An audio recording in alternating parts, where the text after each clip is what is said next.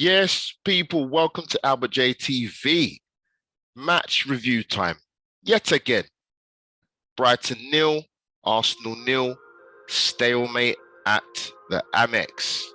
People, as I like to say, firstly, smash that like button and subscribe to the channel. Thank you to the people that have recently subscribed to the channel. Your support has been and always is amazing. So people, let's get into it, man. Prediction-wise before the game, people asked me what I thought. And I said, even with the injuries Brighton have with no Welbeck, no Basuma, and a couple of other players as well, I thought we'd get a score draw. I was close-ish enough. We got a 0-0 draw. Another clean sheet, which is a positive, obviously. And the reason I went for a draw before the game was because, firstly,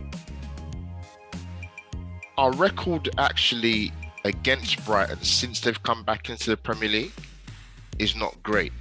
And if you look at it from a historical point of view, we went and won there last season 1-0. I totally get that. But if you actually look in the history books, our record against Brighton away is horrendous. So on that basis, I thought we'd get a draw. I could understand the positivity from a lot of Arsenal fans in regards to smashing Tottenham last week in the North London derby, which was brilliant, by the way.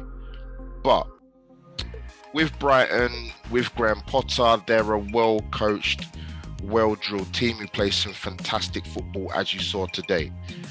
And with Arsenal, yes, we look like we have a more settled 11, but it is a settled 11 with work in progress. And when you put those two things together in terms of Potter coming up against Arteta, I think that's the reason why you saw what you saw today in terms of Arsenal's performance. And that's nothing to take away against Brighton, because I thought it was excellent. Starting lineup, I did say when I was on Hybrid Squad that I didn't think there'd be too many changes. And there wasn't. There was one. One in full change with Lokonga coming in for the injured Xhaka. But I sort of go through the game, people, and I'd be interested to know what you guys think. So drop in the comments down below. That if I sort of touch on the first half and combine it with the second half, I thought the first 15-20 minutes for Brighton were excellent. I thought they looked a bit more polished. Cucurella, the wing back, and Veltman gave us problems, in particular Tomiyasu, who had a tough day at the office. And he'll have plenty more of those. He's a work in progress. He's only just joined the Premier League. He started well, but you're going to get games where you've got to say where you're going to come up against guys that come up against you that are going to give you the runaround. It's the Premier League. It's supposed to be hard. We never got any foothold in the game. Brighton, if you've seen Brighton play for the last few years, particularly last season, they played a lot of games where they played very, very well. But when they got into the final third, they were not finishing their chances or not being cutthroat in the final third, which is the case today against Arsenal. From an Arsenal point of view, we just weren't good enough. We were not good in possession when we did get it. We wasn't incisive. We looked, for me, there was a lack of composure. And when you're getting into a game like that, people talk about Arsenal side being very young, and they are. If you're not playing well or you're struggling, win your key individual battles. Arsenal weren't even doing that, so they struggled even more.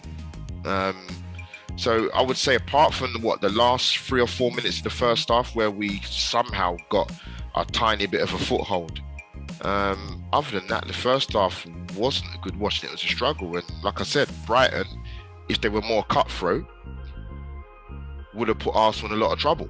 It could have been an embarrassing day at the Amex, to be honest with you, more than just a defeat. But Brighton, 61% possession, no shots on target. I think that pretty much sums it up for them.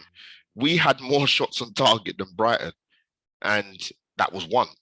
And even that was hard to remember. I had to scratch my head and sort of rewind my brain, thinking, when did we actually have a shot a goal? But we did, apparently.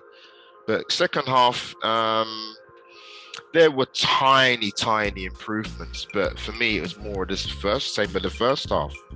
Even when we got chances to break away, yet again, if you look at most of our games this season, our passing can be so poor. A to B passing, by the way. Nothing extravagant. No 60, 70-yard diagonals. Simple A to B passing. I don't even think Brighton really had to press well. I just thought they were better when they had possession of the football. When we got it, wasteful, giving it away, not even 2-3 sequences of passing. It was just poor for me today. And I think it's just a case of when you don't play well, don't lose the game. Don't give the opposition any opportunities to punish you. There was an incident in the second half where Ramsdale was like a Gordon Banks back in the day. He came off his line, flying off his line. It was a good parry actually, because it would, if it got to Neil Maupay, it would have been a goal. It would have been 1-0. And I don't think we would have come back into it. We had one chance that second half with ESR. People might argue you could have got the ball into Saka, but that was the only notable chance we actually could have scored in that match. But yeah, it was a poor performance. We take the point and we absolutely sprint out of there. Like, you know, we got the London Marathon tomorrow, for goodness sake. That was, we got out of jail today, man. I think personally, like I said, we take the point and run. ESR tried. We looked a little bit, tiny bit better when he moved centrally and Lacazette came on. Lacazette a bit more better hold-up play, but let's be honest in general.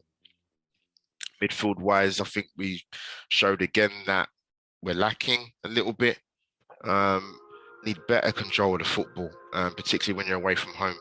And I think today what you saw was a team with Graham Potter where he's got them, as I mentioned at the start of the review, they're very, very well drilled. With Arteta, you have a first 11 now, but it is it's a work in progress. It is. You're gonna get. What I would say to Arsenal fans is get used to the fact that there's gonna be many games like this, whether it's a home or away, top opposition, mid-table, relegation fodder, if you want to call it, where we're going to have games like this where it's not going to be pretty to watch because it's a team that's work in progress. But the positive today, another clean sheet for the back five. And we move to Crystal Palace after the international break. So people, smash the like button, subscribe to the channel, share, like, drop your comments down below who you thought your Arsenal man of the match was. If you do have one, what positives do you take from the game, if there's any? For me, again, a clean sheet. The back four getting used to each other again. Back five. We got away with it today, but we got the point. So we move after the international break. That is Albert JTV over and out. Match review done. Brighton 0, Arsenal 0. We move to the international break. Peace out, people.